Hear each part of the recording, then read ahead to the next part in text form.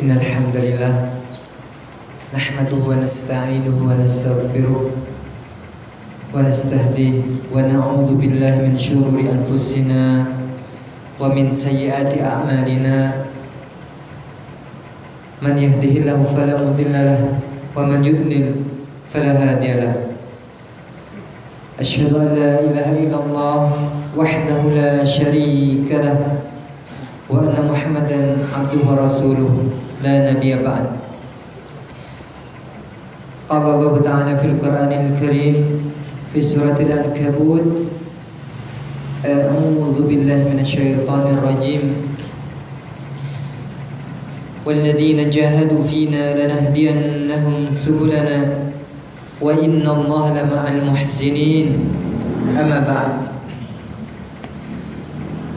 Jamaah kajian Riyadhus Shalihin, yang mana pada malam kali ini kita bertemu kembali ya, alhamdulillah, yaitu setelah lebaran libur. Nah, sekarang mudah-mudahan kita bisa saling melatih diri kita masing-masing, mengambil hikmah dan pelajaran dari ayat-ayat Al-Quran dan hadis-hadis Rasulullah SAW, karena dengan itulah seorang manusia yang rusak bisa memperbaiki dirinya. Orang yang awalnya sulit berpikir akan dimudahkan oleh Allah SWT untuk bisa berpikir. Yang awalnya melakukan kemaksiatan bisa bertaubat kepada Allah karena ayat-ayat wahyu dan wejangan dari hadis-hadis Rasulullah SAW. Manusia bisa berubah. Tentunya ketika kita jujur ingin mengimaninya, setelah ditafakuri, terus diterima, kemudian dipercaya, baru dari rasa percaya itulah kita ada usaha untuk mengejar apa yang kita yakini bahwa itu membawa manfaat kebaikan di dunia dan akhirat kita semua, baik keluarga kita maupun keturunan kita. Pada kesempatan kali ini insyaallah kita akan membahas sebuah bab dari kitab Riyadhus Shalihin, yaitu kitab ya tentang al-mujahadah. Bab tentang al-mujahadah, yaitu bersungguh-sungguh. Mujahadah itu artinya bersungguh-sungguh, melatih diri. Yang mana Imam An-Nawawi rahimahullah menukil sebuah ayat yang mana di dalam surat Al-Ankabut ayat ke-69, yaitu ayat yang begitu mulia. Orang yang mengimaninya akan mendapatkan pahala itu minimal.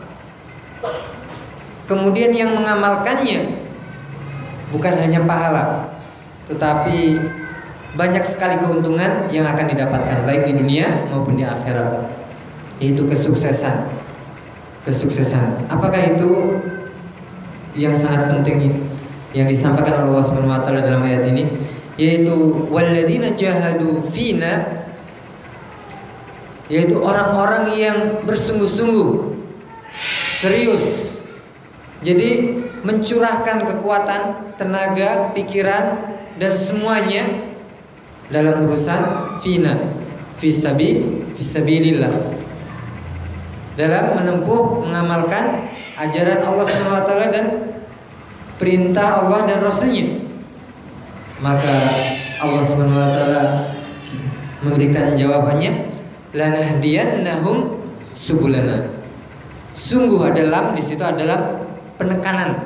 Lam di sini maknanya sebagai penekanan, menunjukkan sungguh-sungguh benar-benar akan diberikan petunjuk jalan-jalan Allah SWT.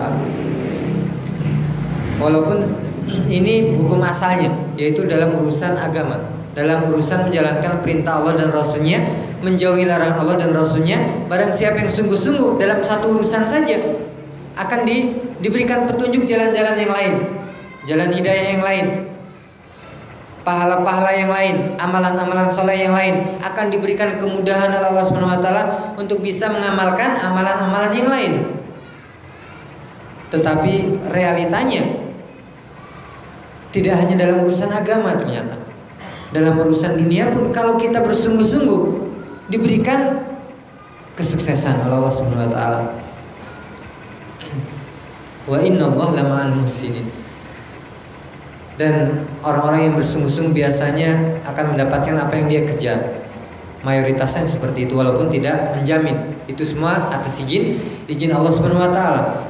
Nah, dari apa yang ia dapatkan itu hanya dilihat dari Allah, hanya dilihat oleh Allah Subhanahu wa taala dari apa-apa yang mereka dermakan. Mereka keluarkan untuk berbuat baik. Mereka kejar sebuah amalan-amalan yang muhsin, ihsan.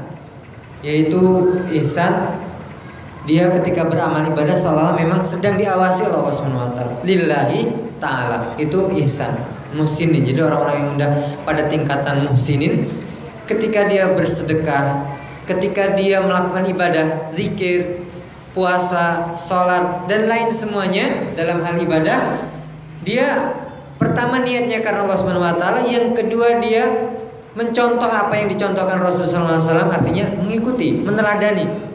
Yang ketiga, dia merasakan sedang diawasi oleh Allah Subhanahu wa taala ibadahnya itu.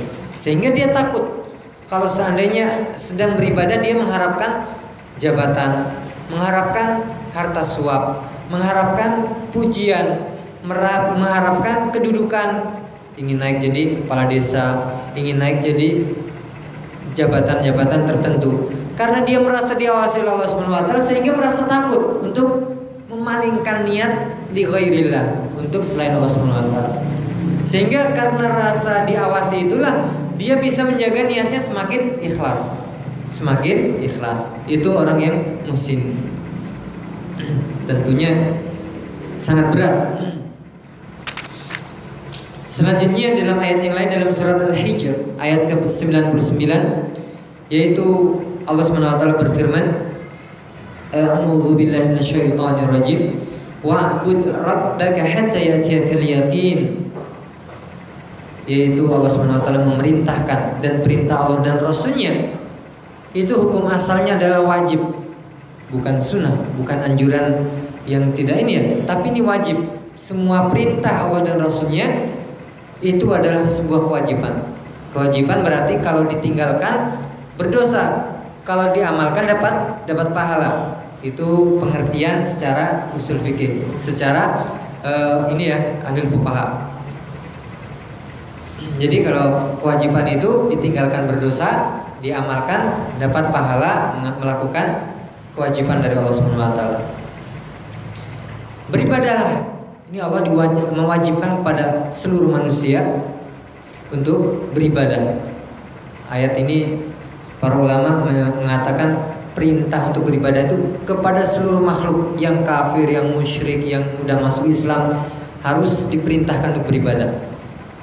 Hanya saja nanti pilihan mereka masing-masing yang memutuskan, wah saya masih enjoy gitu ya dengan Tuhan-Tuhan yang disembah oleh nenek moyang saya, sehingga dia merasa enggan untuk diperintah Allah Subhanahu wa taala dan mengikuti Rasul, enggak mau.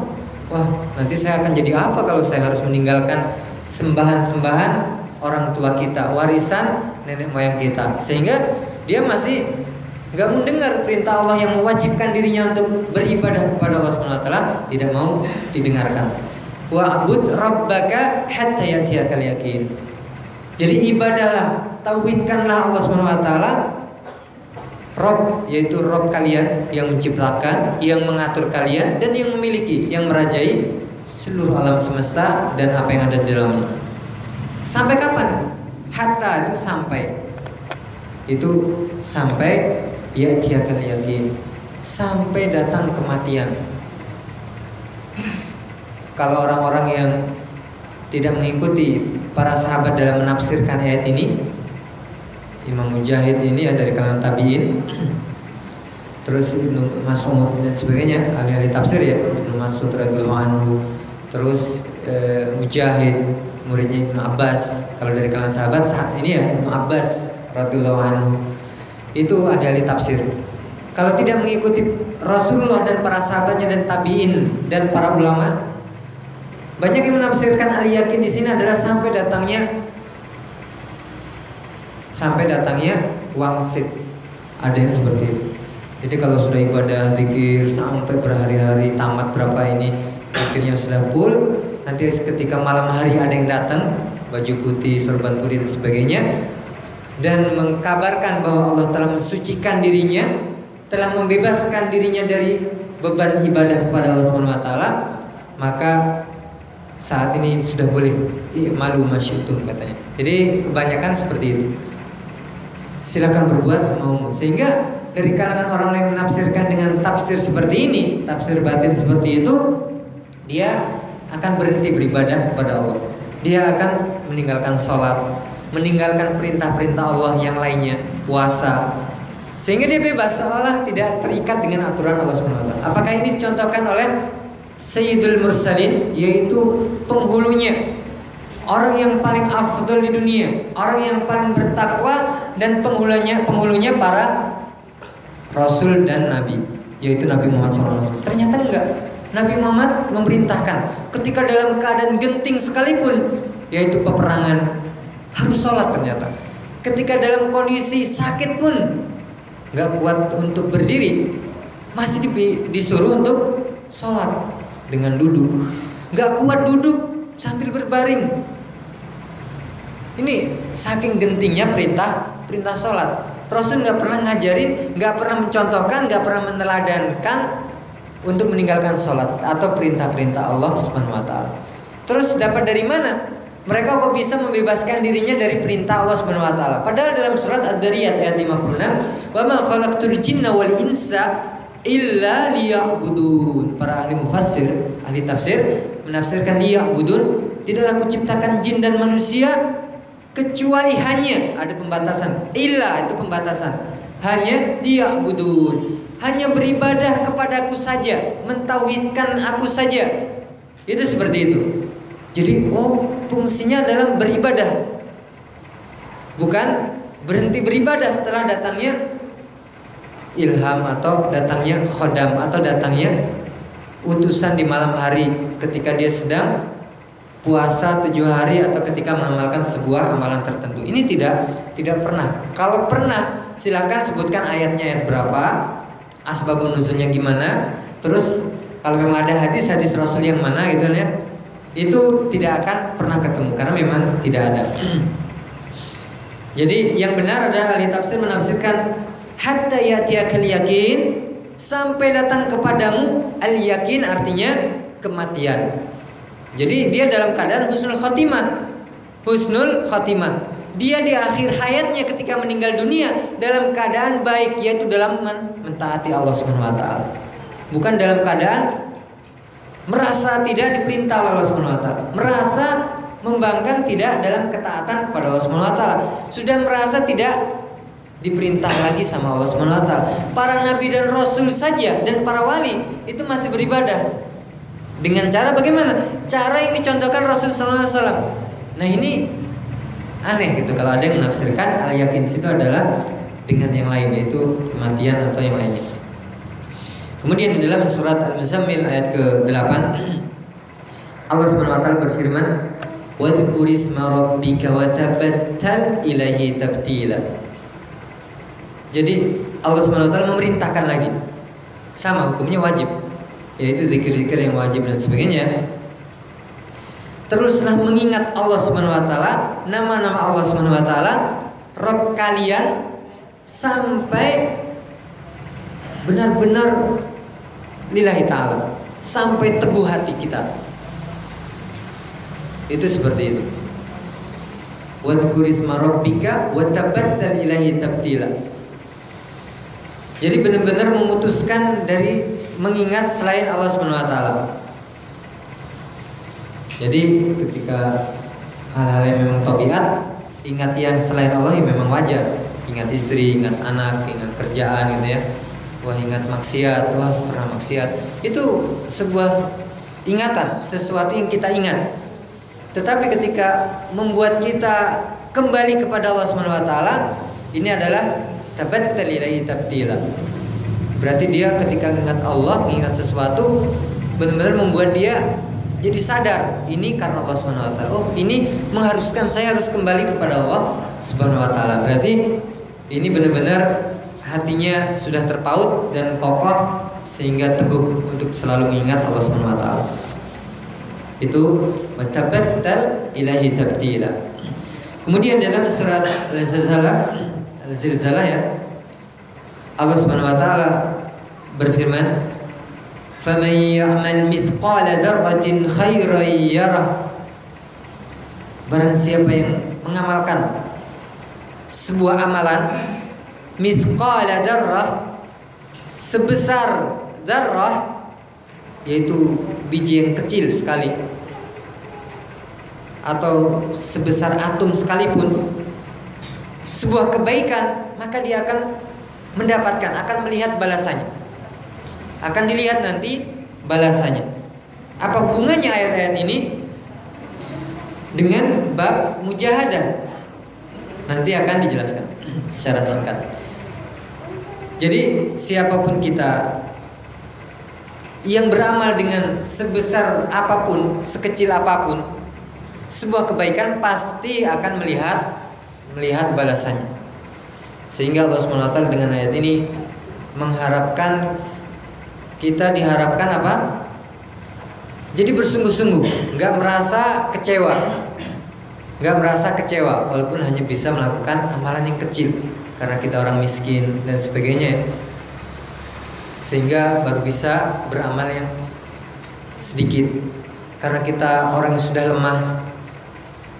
Jadi kalau ibadah harus sholat 1 jam, 1 rakaatnya sekian juz. Kalau Rasulullah SAW sholat tahajudnya itu bisa sampai 5 juz 1/4. Itu kalau dihitung dalam ayatnya, dia pernah sholat terkadang ketika tergantung ya ini ya semangatnya. Pernah 2/3 malam, pernah setengah malamnya, pernah sulusul lail, 1/3-nya. Nah pada suatu hari ya, ada sahabat yang melihat bahwasanya beliau sallallahu alaihi wasallam membaca surat Al-Baqarah, terus surat An-Nisa, Al-Imran, jadi 5 juz 1/4. Itu kalau dihitung 2/3 malam itu kalau di musim dingin itu biasanya full ya, malamnya tuh full 12 jam. Kalau 2/3-nya berarti 7 jam berdiri. Itu luar biasa. Dan Rasul SAW ketika berdirinya panjang, rukunya dan sujudnya juga dipanjangkan, sehingga luar biasa sampai kedua kakinya bengkak, terbelah-belah, pecah ya, sebagaimana diriwayatkan hadis Aisyah radhiyallahu anha. Ini luar biasa. Sehingga kita yang merasa lemah, merasa ini perlu menambah amalan kita. Mudah-mudahan kita yang masih lemah, masih melakukan banyak kesalahan, bisa taubat dari sekarang dan memperbaiki diri, termasuk diri saya sendiri ya.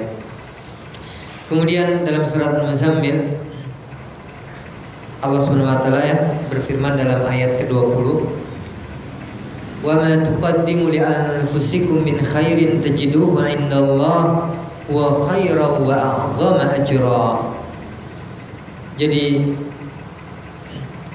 setiap kebaikan yang kita persembahkan, jadi setiap kebaikan apapun itu yang kita perbuat, yang kita lakukan, yang kita persembahkan, itu tidak lain untuk diri kita sendiri, untuk jiwa-jiwa kita masing-masing. Wa ma tuqaddimu li anfusikum min khairin tajiduhu indallah. Dan itu akan kita dapatkan nanti di sisi Allah Subhanahu wa taala. Kita jumpai, kita peroleh, akan kita terima balasannya dari sisi Allah Subhanahu wa taala. Dan yang ada di sisi Allah Subhanahu wa taala itu adalah yang lebih baik dan lebih agung ajarnya, balasannya. Beda kalau manusia membalas kita gara-gara membantu dia dan sebagainya. Kalau di Indonesia balasan manusia itu tingkatnya paling rendah. Kalau di Arab masih lebih mahal balas budi itu ya, balas jasa, balas tenaga itu mahal. Kalau di Indonesia paling ini ya umumnya Kalau kita kerja saja itu mungkin sehari berapa? 50.000 bangunan dan sebagainya. Ada yang mahal mungkin 100.000, 70 lah. Itu yang pada umumnya. Itu berapa jam? Nah ini Allah SWT membalas. Kalau kita menginfakkan sedikit saja, dibalasnya 700 kali lipat, bahkan tidak terhingga. Terserah kepada Allah SWT. Jadi apa yang di sisi Allah SWT itu luar biasa balasannya. Jadi luar biasa, nggak sebanding dengan balasan manusia kepada kita. Itu seperti itu. Orang tua kita yang terbaik dengan kita saja, itu kalau membalas kita, kebaikan kita, ngasih kita ini ya, hadiah dan sebagainya, ya itu tergantung kemampuan orang tua kita kan. Ada orang-orang yang banyak duitnya, ngasihnya lumayan besar, tapi tidak sebanding dengan balasan Allah Subhanahu wa taala dan yang ada di sisinya. Enggak terhingga. A'zam, jadi paling agung balasannya itu Allah Subhanahu wa taala. Enggak seperti kita. Kalau ada orang bantu kita, mungkin kita akan memberikan sedikit atau sebagian dari yang kita miliki. Kalau kita merasa wah ini masih saya butuhkan, terkadang hanya terima kasih itu aja. Itu kebanyakan seperti itu. Wah terima kasih ya ini dan sebagainya. Itu seperti itu. Tapi Allah Subhanahu wa taala tidak hanya sebuah ucapan balasannya. Kebahagiaan, bahkan nanti dibalas dengan surga, pahalanya dilipat gandakan. Luar biasa. Surga yang luasnya seluas langit dan bumi. Itu luar biasa. Enggak kebayang. Balasan yang nggak bisa dibayangkan, nggak pernah dilihat oleh mata, nggak pernah didengarkan oleh telinga, nggak pernah diraba oleh kulit kita. Itu isinya hakikat di dalam surga. Qurratu ayun ya, nanti Allah mudah-mudahan menyediakan untuk kita sebagai qurratu ayun, yaitu yang mana dalam hadis dijelaskan qurratu ayun itu yang disiapkan oleh Allah Subhanahu wa taala sesuatu yang tidak pernah dilihat, tidak pernah dirasakan sebelumnya, tidak pernah. Seperti itu kan nggak kebayang. Kalau kita pernah membayangkan, berarti itu udah pernah kita rasakan, udah pernah kita lihat, atau udah pernah kita dengarkan.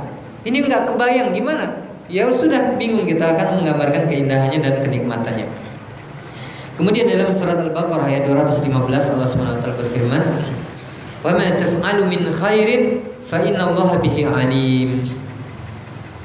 Dan apapun yang kalian lakukan dari sebuah kebaikan, fa innallaha bihi alim. Allah mengetahui, Allah melihat, Allah mengawasi terhadap apa yang telah kita lakukan. Jadi ayat-ayat ini dinukilkan, dimasukkan dalam bab mujahadah. Mudah-mudahan kita ketika mendengarkannya, tentunya setelah kita mengimaninya, karena orang yang tidak mengimaninya ketika mendengarkan ada ayat yang memberikan janji-janji seperti itu, dia nggak berefek, hatinya nggak ada perubahan, seolah-olah sama saja, sama seperti mendengar obrolan biasa. Tetapi orang-orang yang beriman, dia akan merasakan perbedaan. Oh ternyata seperti itu, sehingga dia mendapatkan kebahagiaan setelah mengkaji dan mengaji dan mentadaburi ayat-ayat Al-Quran. Dan dari situlah pahalanya nambah. Bacanya saja tanpa tadabur itu dapat pahala. Bagaimana kalau kita mengimaninya, terus mentadaburinya, mengamalkannya? Tentu pahalanya sangat berlipat ganda. Jadi ayat-ayat tadi mudah-mudahan memberikan motivasi. Dan di ayat yang terakhir yaitu wa ma taf'alu min khairin, jadi ini kabar-kabar tentang amalan-amalan kita. Jadi motivasi dari Allah Subhanahu wa taala, jangan sampai kita melemah, tetapi harus mujahadah, terus mengejar yang terbaik dari yang kita miliki, dan terus berusaha memperbaiki kelemahan-kelemahan kita, dosa-dosa kita. Yaitu setiap orang punya dosa masing-masing yang berbeda-beda. Ada orang yang diuji dengan emosionalnya yang sulit untuk diobatinya, perlu perjuangan yang ekstra. Kadang ada yang nggak cukup setahun 2 tahun ngatasi emosional, bisa sampai 5 tahun 7 tahun. Ya sampai Allah memberikan inayah dan taufiknya, yaitu pertolongan, sehingga dia diberikan kebebasan atau sembuhnya dari penyakit seperti itu. Ada orang yang memang diuji dengan ujian syahwatnya, dia megang duit bisa membelanjakannya dalam hal-hal yang maksiat. Jadi diuji dengan syahwatnya, sehingga dia nggak kuat nahan syahwat, harus selingkuh sana sini dan sebagainya. Ada orang yang ujiannya seperti itu. Dia nggak mau mencuri karena memang sudah dicukupi oleh Allah SWT dengan harta, penghasilan rezeki yang lebih. Sehingga ketika ada barang yang berharga pun di jalan nggak diambil karena sudah cukup. Nggak terfitnah dengan mencuri barang orang, ngambil barang punya tetangga dan sebagainya. Nggak diuji dari sisi itu. Tapi dia sudah punya rezeki, punya uang yang banyak, dia diuji dari syahwatnya yang bergejolak. Dia nggak kuat nahan, terus dihantui oleh syaitan, dibayang-bayangi, wah mungkin kalau harus selingkuh dengan istri tetangga lebih enak dan sebagainya. Itu adalah bayangan syaitan. Kalau sudah terjadi, dia akan menyesal. Itu adalah bayangan syaitan. Ada orang yang diuji dengan kemiskinan, dia kuat dengan kemiskinan, dia kuat. Ketika diberikan harta, dia nggak kuat megang harta. Ada yang seperti itu. Ada orang yang diuji dengan kalau lihat orang tuanya bawaannya pingin durhaka aja, itu seperti naudzubillah min dzalik. Beda-beda ujiannya. Dia kalau dengan orang lain bisa menutupi dirinya, keburukan dirinya dan sebagainya, seolah-olah orang yang baik. Kalau sama orang ngomongnya baik dan sebagainya, tetapi ngomong dengan keluarganya dan dengan orang tuanya dia nggak bisa menjaga. Ada orang yang seperti itu. Ini adalah ujian masing-masing. Mudah-mudahan Allah mengampuni kita dan kelemahan kita yang kita tutupi, dan terus tutupi sambil terus memperbaiki, dan jangan disebarkan, diceritakan ke orang lain kecuali untuk mencari solusi.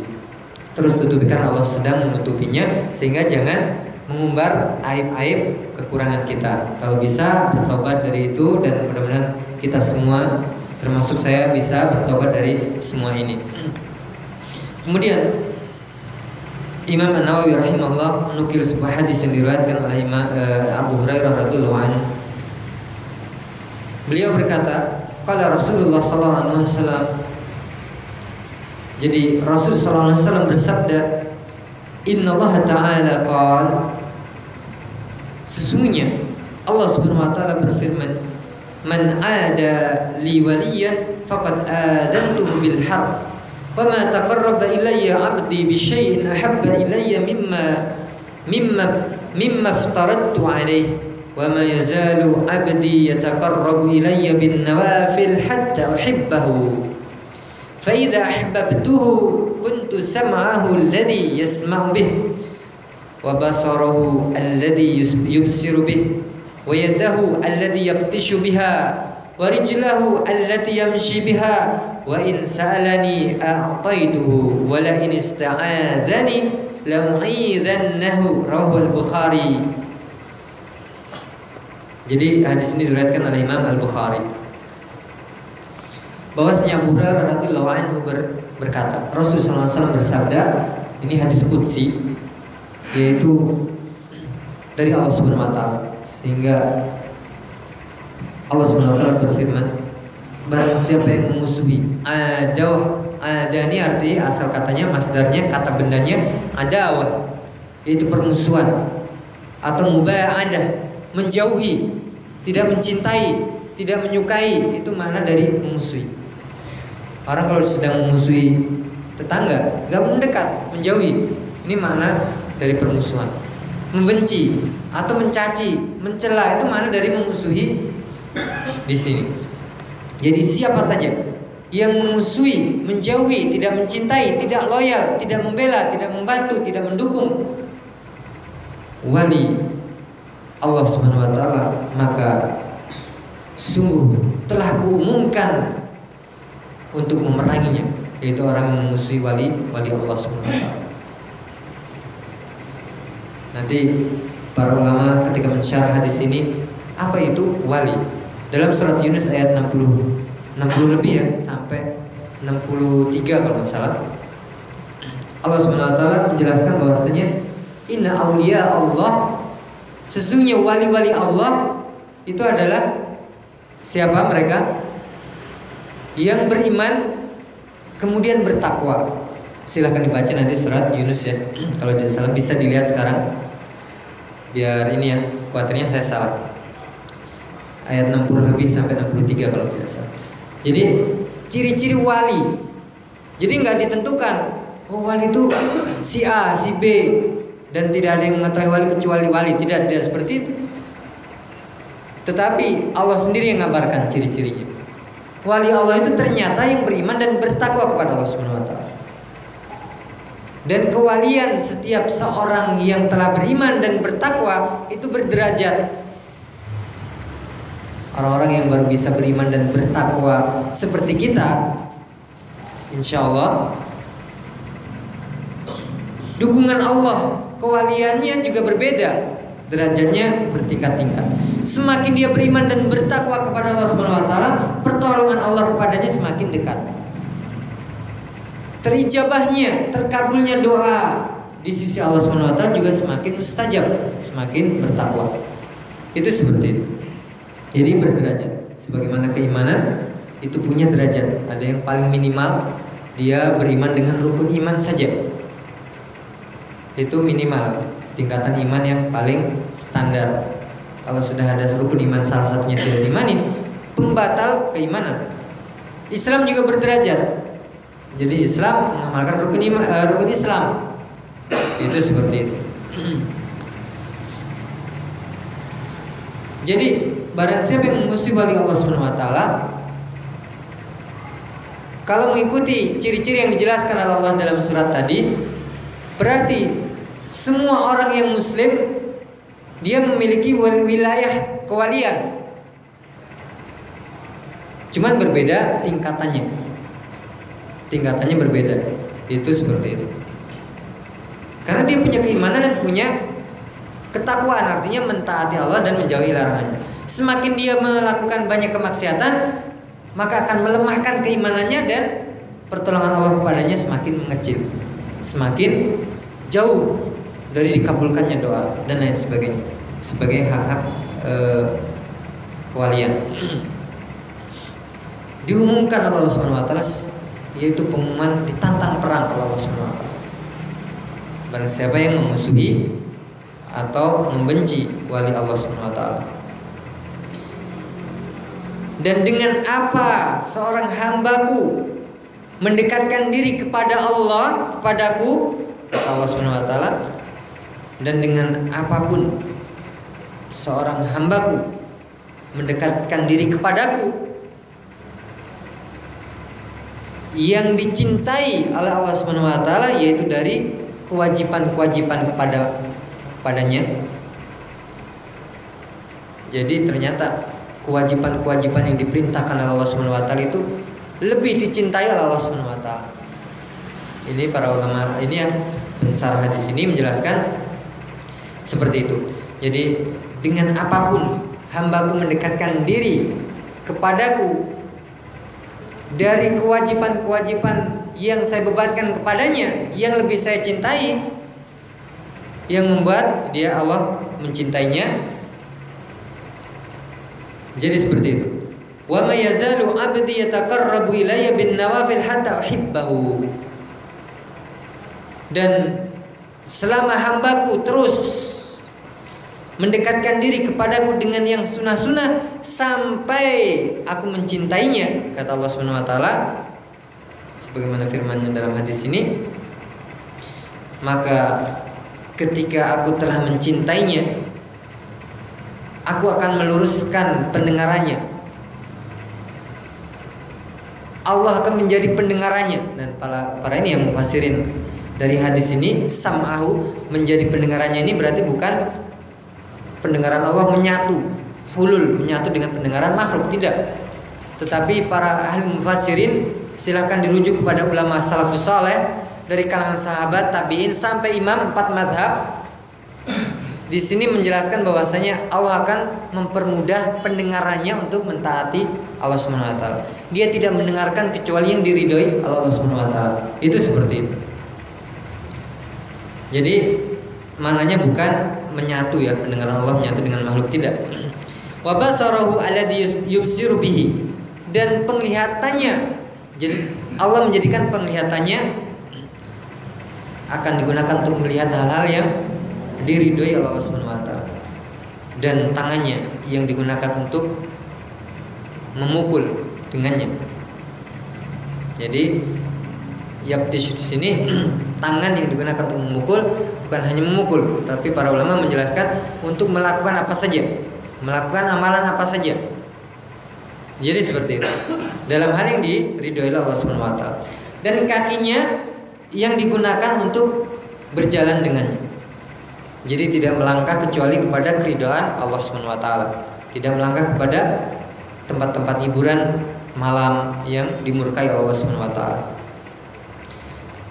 Kemudian kabar baik bagi orang yang telah melakukan amalan-amalan kewajiban yang dicintai Allah Subhanahu wa taala. Jadi kewajiban-kewajiban sholat atau rukun Islam, rukun iman, berbakti kepada kedua orang tua, terus apa lagi? Berbakti kepada suami. Itu semuanya kewajiban dari Allah Subhanahu wa taala untuk diamalkan. Itu adalah dicintai Allah Subhanahu wa taala. Kemudian di kalimat keduanya nawafil yang sunah-sunah. Hatta, ada kata hatta, ada pemisah sampai Allah mencintainya. Jadi ternyata kewajiban-kewajiban itu lebih dicintai Allah Subhanahu wa taala, lebih cepat mendatangkan kecintaan Allah kepada hamba dibandingkan melakukan sunnah-sunnah. Kalau bisa menggabungkan keduanya, maka ini adalah semakin baik. Kabar yang selanjutnya adalah ketika dia meminta, berdoa kepadaku, akan dikabulkan oleh Allah Subhanahu wa taala. Akan diberi apa yang dia minta. Itu kabar gembira selanjutnya. Sehingga kabar gembira ini diharapkan kita semakin mujahadah, bersungguh-sungguh untuk mencontoh perintah atau mengamalkan perintah Allah dan Rasulnya. Itu seperti itu. Dan bersungguh-sungguh juga untuk meninggalkan larangan Allah dan Rasulnya. Kenapa disebutkan dan Rasulnya? Karena memang perintah Allah dan Rasulnya itu tidak terpisah. Tidak terpisah. Dan itu menunjukkan makna setara. Jadi perintah Allah dan Rasulnya sama-sama wajib, larangan Allah dan Rasulnya sama-sama haram. Makanya dengan menggunakan kata dan, dalam bahasa Indonesia juga kata dan itu menunjukkan setara. Jadi sama. Ahmad dan Ali pergi ke masjid, perbuatannya sama, yaitu pergi. Bukan berarti menyamakan Ahmad dan Ali sama bentuknya, tidak, sama zatnya, tidak. Tapi ini perbuatannya yang disatukan dengan kata dan. Itu seperti itu. Jadi harus membuat kita mujahadah. Kabar selanjutnya, kabar gembiranya adalah wala in ista'adzani lau'idzannahu.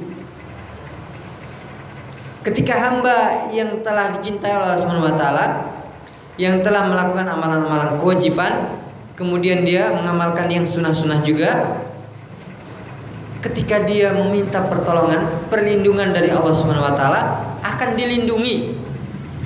Kalau kita pernah minta tapi qadarullah belum dilindungi, masih juga kena musibah dari yang kita, mungkin itu ada hikmah di balik itu.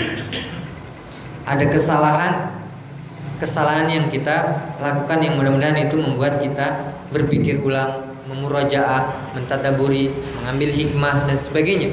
Jadi bukan berarti Allah salah memberikan takdir, tidak. Allah tidak pernah salah. Setiap musibah yang menimpa setiap manusia yaitu karena bima kasabat aidihim, karena ulah tangan mereka sendiri, ulah perbuatan masing-masing. Itu seperti itu. Kemudian sahabat Anas radhiyallahu anhu meriwayatkan hadis dari Nabi sallallahu alaihi wasallam, yang mana hadis ini diriwayatkan dari Allah Subhanahu wa taala, hadis qudsi juga, yang mana hadis ini diriwayatkan oleh Al-Bukhari dan Muslim. Allah Subhanahu wa taala berfirman, "Idza taqarraba al-'abdu ilayya shibran taqarrabtu ilaihi dira'an wa idza taqarraba ilayya dira'an taqarrabtu minhu ba'an wa idza atani yamshi ataituhu harwalah." Rawahu Al-Bukhari dan Muslim. Allah Subhanahu wa taala berfirman dalam hadis qudsi ini, apabila seorang hamba mendekat kepadaku sejengkal, maka aku mendekat padanya sehasta, sejengkal sehasta. Sehasta segini ya. Kemudian apabila ia mendekat kepadaku sehasta, maka aku mendekat padanya sedepak. Apabila hamba itu mendatangi aku dengan berjalan, maka aku mendatanginya dengan berlari-lari kecil. Hadis diriwayatkan oleh Imam Al-Bukhari dan Muslim. Ketika seorang hamba jujur taubat dari kemaksiatan yang kemarin dia lakukan, Allah akan memberikan jawabannya dengan segera, dengan syarat jujur.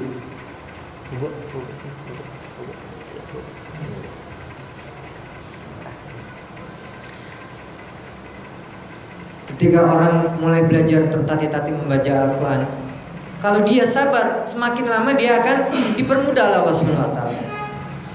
Ketika dia awalnya malas sholat dan sebagainya, dan dia mulai taubat dan ingin mengamalkan amalan-amalan yang sunnahnya juga, dia akan dipermudah oleh Allah Subhanahu wa taala ketika dia harus mensabarinya.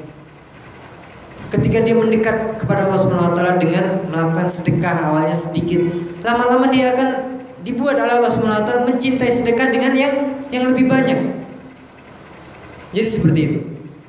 Ketika dia mendekat kepada Allah dengan sesuatu yang sedikit, Allah akan berikan sebuah pintu-pintu yang lebih banyak lagi untuk mendekat dan mempermudah ke arah sana. Jadi seperti itu. Kalau kita mendekat baru ini ya, sekilan, Allah memberikan peluang yang lebih dekat lagi, lebih cepat lagi.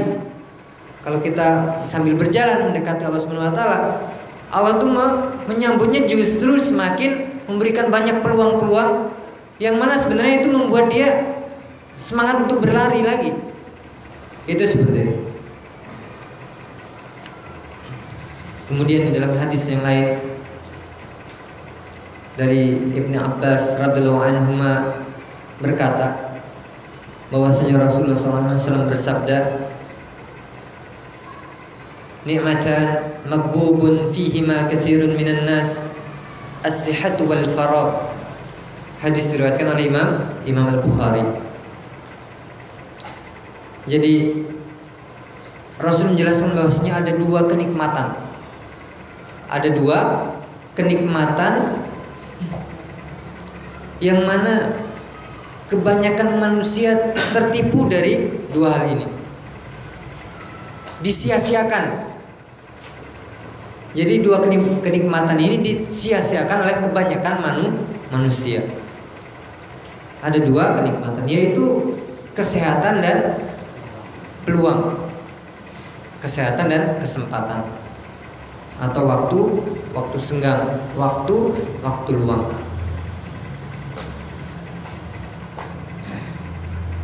Karena realitanya memang seperti itu. Orang yang sudah sehat itu belum tentu dia akan ringan untuk melakukan amalan-amalan kebaikan, atau ringan untuk meninggalkan kemaksiatan. Itu belum tentu. Sehingga banyak sekali yang menikmati saja kesehatannya, dan dia lupakan bahwa ini adalah kesempatan terbaik. Diberikan waktu sehat, waktu luang, justru kebanyakan digunakan untuk hal-hal yang tidak mendatangkan pahala. Ngerumpi, ngobrolin kekurangan orang lain, ngerumpi atau bermajelis, ngariung, tapi ngobrolin, gibahin jamaah lain atau orang lain yang tidak kita sukai atau yang tidak berpendapat sama dengan kita. Ini nggak mendatangkan pahala. Yang mendatangkan pahala adalah mengamalkan sebuah amalan soleh dengan niat ikhlas lillahi ta'ala. Sedangkan seperti itu adalah amalan-amalan yang sia-sia. Dia masih sehat, digunakan untuk merumpi. Dia masih sehat tapi digunakan untuk hal-hal yang sia-sia, bergadang malam dan lain sebagainya. Ini adalah sebuah kerugian, disia-siakan oleh mayoritas kebanyakan manusia, kecuali yang dirahmati oleh Allah Subhanahu wa taala. Hadis yang selanjutnya, sekarang jam 8:30. Hadis yang selanjutnya dari Aisyah radhiyallahu anha, anna Nabi sallallahu alaihi wasallam kana yaqumu min al-lail hatta tatafattara qadamah, faqultu lahu lima tasna'u hadha ya Rasulullah, wa qad ghafara Allahu laka ma taqaddama min dhanbik wa ma ta'akhkhar. Qala afal uhibbu an akuna 'abdan syakura. Muttafaqun alaih. Aisyah radhiyallahu anha meriwayatkan bahwasanya Nabi SAW dulunya, yaitu ketika bangun malam, yaitu kakinya sampai terpecah belah, bengkak, tawarrum. Tatafattar itu berpecah, terus bengkak. Ini ya, bengkak ya, sampai pecah-pecah seperti itu, saking lamanya berdiri. Maka Aisyah radhiyallahu anha mengatakan kepadanya, kenapa kamu melakukan ibadah sampai seperti itu wahai Rasulullah? Padahal engkau telah diampuni dosa yang lalu dan yang akan datang. Maka Rasulullah SAW menjawab, apakah saya tidak boleh menjadi hamba yang bersyukur? Itu seperti itu. Jadi hanya menanyakan seperti itu, pertanyaan yang singkat tetapi mengandung makna yang sangat luar biasa. Jadi sebagai tanda syukur itu tidak harus dengan lisan saja. Syukur dalam kondisi perbuatan adalah dengan mengamalkan perintah Allah dan menjauhi larangannya, dengan qiyamul lail, dengan bersedekah. Kalau hanya mengucapkan terima kasih atau alhamdulillah, ini syukur secara lisan, berpahala, iya berpahala. Tetapi ketika hanya mengucapkan seperti itu, tetapi perbuatannya masih melakukan hal-hal yang diharamkan oleh Allah Subhanahu wa taala, bermaksiat, menggunakan harta yang dia diberi rizki oleh Allah Subhanahu wa taala digunakan dalam kemaksiatan, berarti perbuatannya masih belum bersyukur, dan dosanya lebih besar daripada hanya bersyukur secara lisan. Terhapus pahala alhamdulillahnya tadi, secara lisan alhamdulillah, tapi besok berjalan 2 hari 3 hari, rizki yang diberikan dari Allah Subhanahu wa taala digunakan untuk kemaksiatan lagi. Berjudilah. Mungkin kita tidak melakukan itu, tetapi di luar sana masih banyak orang-orang yang seperti itu. Mati-matian kerja siang malam ya, banting tulang, harus muter roda dan sebagainya. Mungkin ada yang menggunakan sepeda kalau di kampung-kampung ya, motor, ada yang juga dengan pick-up dan sebagainya, keliling, kadang makan juga diundur. Karena apa? Belum dapat rezeki. Ketika dapat rezeki, balik lagi ke rumahnya, kumpul dengan teman-temannya, yang mana teman-temannya penjudi dan lain sebagainya, suka mabuk-mabukan, nggak betah megang duit yang dari kemarin tuh mati-matian, makan harus diundur. Melihat temannya melakukan hal-hal kemaksiatan, dia ke bawah, dia belanjakan untuk dadu dan sebagainya. Itu banyak di desa-desa, dan saya melihat dengan mata kepala sendiri. Itu melihat seperti itu. Ketika ada pertunjukan, konser dan sebagainya di kampung-kampung, itu tidak sedikit ya bandar-bandar perjudian itu, dadu, terus ini ya yang puter-puteran itu apa nggak tahu namanya. Itu orang-orang yang padahal nggak punya harta banyak, jadi mengadu nasib melakukan maisir, perjudian ketika lagi ada pertunjukan. Bahkan tidak hanya ketika ada lagi hajatan tetangga, enggak, dia secara berkelompok atau ngajak teman-teman sepergaulannya. Ini adalah sebuah kemaksiatan, dosa besar yang diharamkan oleh Allah Subhanahu wa taala. Dan kalau kita mengaku dengan jujur dan dengan benar ingin taubat, Allah terima. Kalau nggak taubat, maka Allah tidak akan rugi, dan yang rugi kita sendiri, yaitu telah kehilangan harta, membelanjakan di jalan bukan fisabilillah, kemudian di akhirat juga mendapatkan siksaan dari Allah Subhanahu wa taala. Nah, dari hadis tadi yang diriwayatkan oleh Imam Al-Bukhari dan Muslim dari Aisyah radhiyallahu anha, bahwasanya Rasul yang sudah diampuni dosa yang masa lalu dan yang akan datang masih seperti itu mengamalkan mujahadahnya, bersungguh-sungguh untuk menjadi hamba yang bersyukur, bersungguh-sungguh untuk mentaati perintah Allah Subhanahu wa taala, yaitu untuk melakukan salat malam. Karena dengan salat malam itu akan Allah naikkan derajatnya. Barang siapa yang saat ini merasa dihinakan oleh tetangganya atau oleh masyarakat lain, oleh teman-temannya, karena memang kita melakukan kemaksiatan sehingga harus diejek, dihinakan, atau Allah hinakan karena memang banyak melakukan kemaksiatan. Kita sadar masih banyak kemaksiatan sehingga dia harus merasa, wah saya masih kesulitan harta dan sebagainya, nggak punya wibawa di depan anak istri dan tetangganya. Barang siapa yang masih merasa seperti itu dan ingin dinaikkan derajatnya di sisi Allah Subhanahu wa taala dan di depan masyarakat, maka Allah Subhanahu wa taala memerintahkan untuk salat tahajud. Sebagaimana ayatnya yang menjelaskan bahwasanya Allah Subhanahu wa taala asa, mudah-mudahan Allah Subhanahu wa taala mengangkat derajatnya pada maqaman mahmuda, kata Allah Subhanahu wa taala, dengan salat tahajud. Fatahajjat. Jadi Allah Subhanahu wa taala memerintahkan bertahajudlah, mudah-mudahan Allah mengangkat pada derajat maqaman mahmuda, ke dalam derajat yang terpuji di sisi Allah dan terpuji di sisi manusia. Tetapi yang harus kita tanamkan di dalam hati kita, jangan mengharapkan pujian di sisi manusia, karena akan membatalkan pahala tahajudnya. Tetapi dengan niat yaitu lillahi ta'ala saja, dengan itulah kita otomatis. Barang siapa yang mengharapkan hanya kepada Allah Subhanahu wa taala, di mata Allah dia akan dinaikkan derajatnya dan di mata manusia akan dicintai juga. Barang siapa yang mengharapkan pujian manusia, dia akan dipuji oleh manusia dan di sisi Allah Subhanahu wa taala akan dihinakan sehina-hinanya. Jadi terbalik, kurvanya kurva terbalik.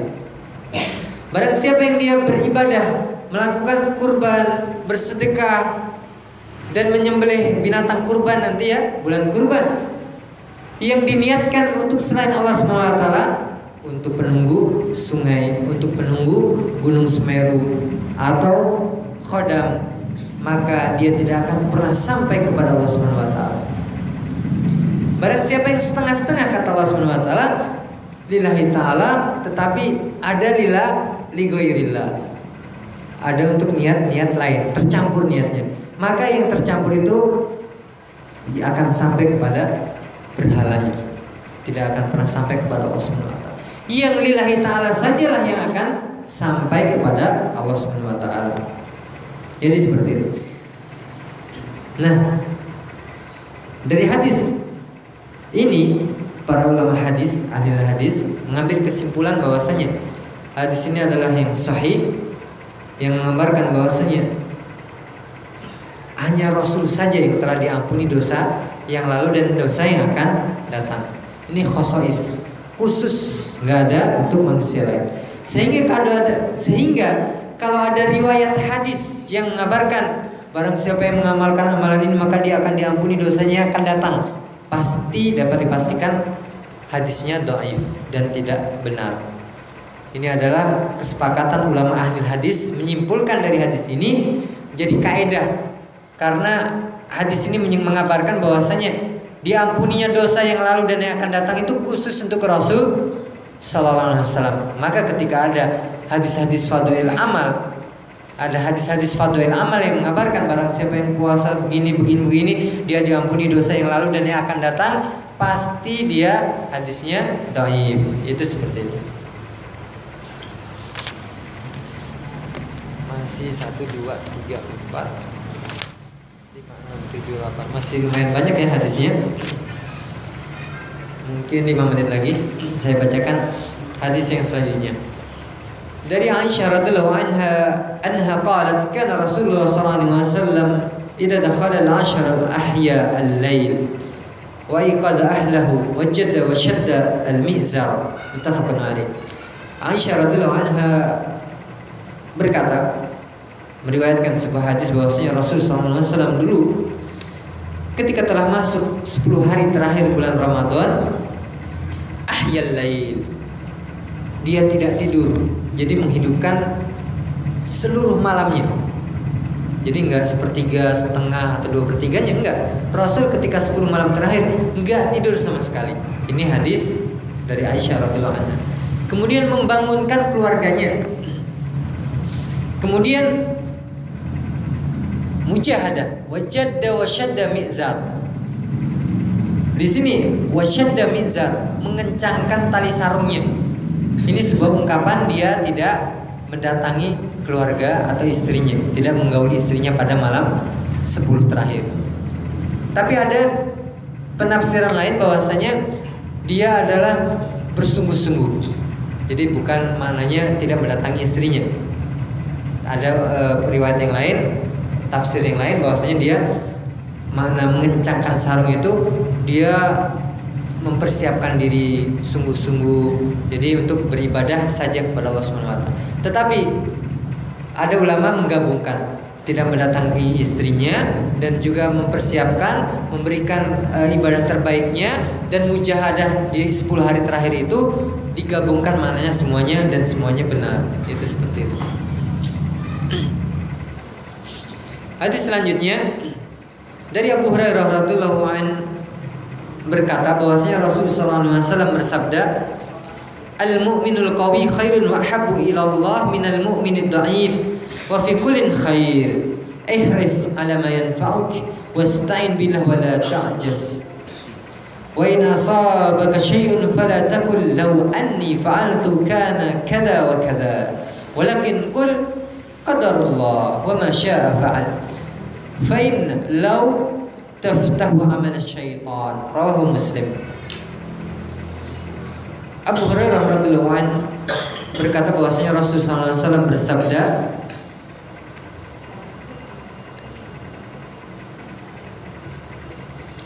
Rasulullah SAW bersabda, seorang mukmin yang qawi, yang kuat, lebih baik dan lebih dicintai oleh Allah daripada mukmin yang lemah. Tetapi kedua-duanya adalah kebaikan, ada kebaikannya. Itu seperti itu.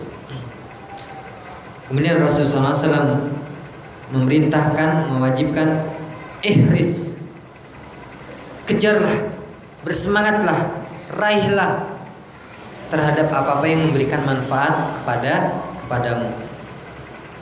Kemudian wasta'in billah wala ta'jas. Jangan lupa minta perlindungan, pertolongan kepada Allah Subhanahu wa taala, dan jangan merasa lemah. Kalau sudah pernah melakukan ini ya, dosa, taubat, kemudian optimis lagi. Jangan dihantui kemaksiatan yang telah dilakukan yang lalu sehingga malah membuat dia nggak pernah beramal yang lebih baik lagi. Kadang ada orang yang saking menyesalnya, aduh saya udah gak berguna, udah terhina, udah ini, udah itu, akhirnya dia gak mau melakukan perubahan terhadap dirinya. Ini dilarang dalam Islam. Jangan merasa lemah seperti itu gara-gara dosa yang masa lalu. Tapi sesali adalah syarat taubat yang pertama. Tinggalkan, tidak diulangi, ini syarat-syaratnya. Minta maaf atau mengembalikannya kepada sesama muslim kalau memang itu dosa-dosa yang berkaitan dengan orang lain. Itu setelah itu berazimah, punya tekad yang kuat, dan ikuti dengan amalan yang baik, ikuti dengan perubahan yang baik, tidak mengulangi lagi. Nah, ini yang diperintahkan oleh Allah dan Rasulnya. Jadi jangan hanya pusing mikirin dosa-dosa, kesalahan-kesalahan yang kemarin nggak bisa dilakukan, akhirnya dia lupa terus, gak mau merubah dirinya untuk menambah perhatian agar bisa berubah. Ini dilarang dalam Islam. Larangannya apa? Dalam hadis ini.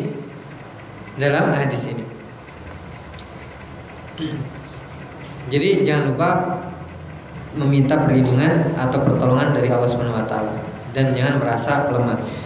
Ketika tertimpa atau kamu tertimpa sesuatu, musibah dan lain sebagainya, atau sebuah kesalahan dan lain sebagainya, jangan kau katakan seandainya kemarin saya ngelakuin gini, mungkin akan terjadi begini dan begini. Jangan berkata seperti itu. wah seandainya saya gini pasti nggak gini. Nah, jangan seperti itu. Ini diharamkan di dalam Islam. Tetapi katakanlah ketika ketimpa musibah, ketimpa sesuatu yang tidak kita senangi, qadarullah masyafa'an. Takdir Allah telah menimpa kita dan apa yang Allah perbuat. Itu seperti itu. Jadi kita ucapkan qadarullah wa masyafa'an. Itu seperti itu yang disunahkan untuk kita ucapkan. Jadi semua ini takdir dari Allah dan ini adalah perbuatan Allah SWT yang telah ditakdirkan. Itu seperti itu. Karena apa? Karena kata lau seandainya itu adalah pintu masuk syaitan, buat kita teremosi. Ini kelemahan-kelemahan kita biasanya seperti itu. Gara-gara kita, wah coba kemarin seandainya saya gini-gini, kamu kan gini-gini.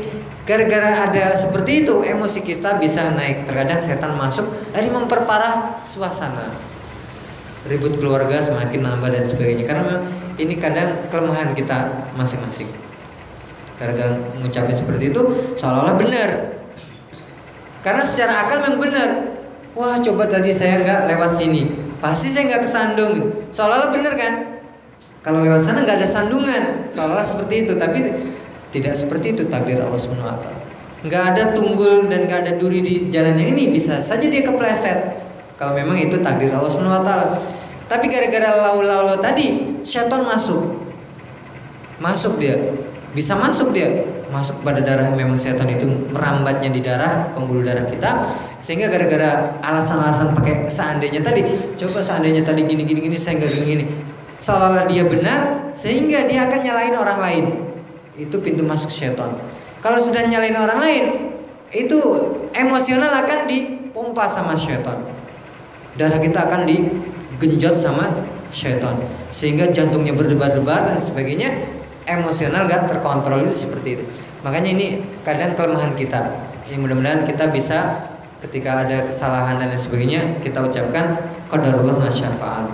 Jadi bukan ini adalah sebuah ilmu baru yang disampaikan oleh Allah dan Rasulnya. Itu seperti. Karena itu akan menjadi pintu masuk syaitan. Ini hadis sahih riwayat Imam Muslim. Mudah-mudahan ketika ada masalah dalam keluarga, kita mulai belajar menerapkannya. Jangan mengucapkan, wah coba kamu tadi nggak pulang terlambat. Akhirnya masakan nggak terlambat juga. Kadang seperti itu. Akhirnya gara-gara menganggap kita alasannya benar, nyalain istri dan sebagainya, akhirnya ribut. Itu sering terjadi seperti itu. Yang benar kita ta'awud kepada Allah SWT, minta perlindungan kepada Allah SWT. A'udzubillahi minasyaitonirrajim. Kemudian qadarullah masya'afa'an. Ini takdir Allah dan kita istighfar, astagfirullah, kita salah, tinggal memperbaikinya. Ini yang optimisnya atau yang idealnya seperti itu. Kalau belum bisa, mudah-mudahan kita mulai saat ini bisa menerapkan hadis ini. Karena ini adalah solusi dari Allah dan Rasulnya dan pengajaran dari Allah dan Rasulnya. Selanjutnya Rasulullah SAW bersabda, hujibatin nar bisyahawat, hujibatil jannah bil makarih. Riwayat Imam Bukhari dan Muslim.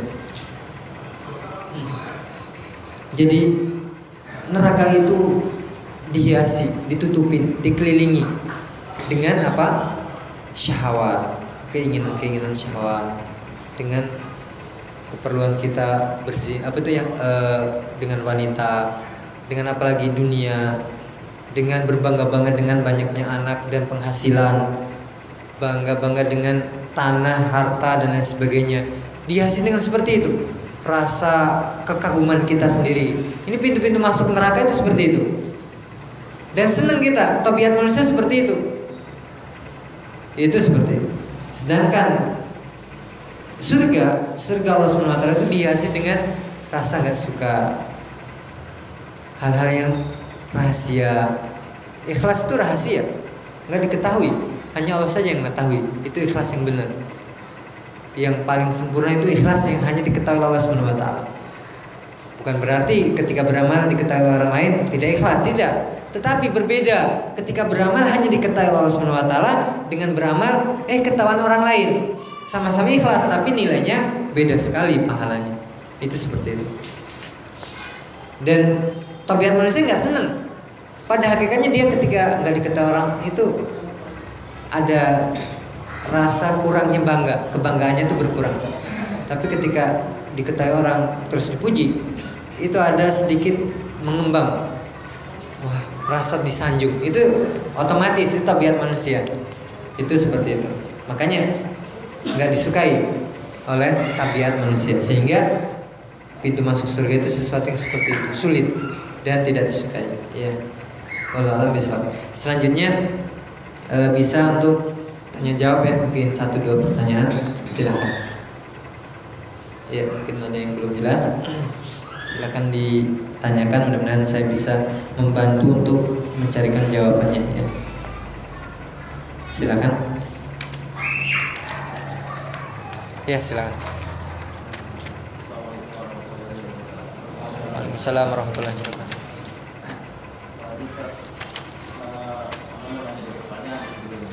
Iya. Iya. Pembukaan tadi antum menggunakan surat Al-Rum ayat 69 itu, dan orang-orang yang berjihad mencari kehidupan kami, dan kami akan tunjukkan kepada mereka jalan-jalan kami. Iya. Kalau mau nanya ini asbabul nuzul ayat ini turunnya ketika lagi acara apa gitu, terus orang-orang yang berjihad ini jihad maknanya kan banyak, jihad maknanya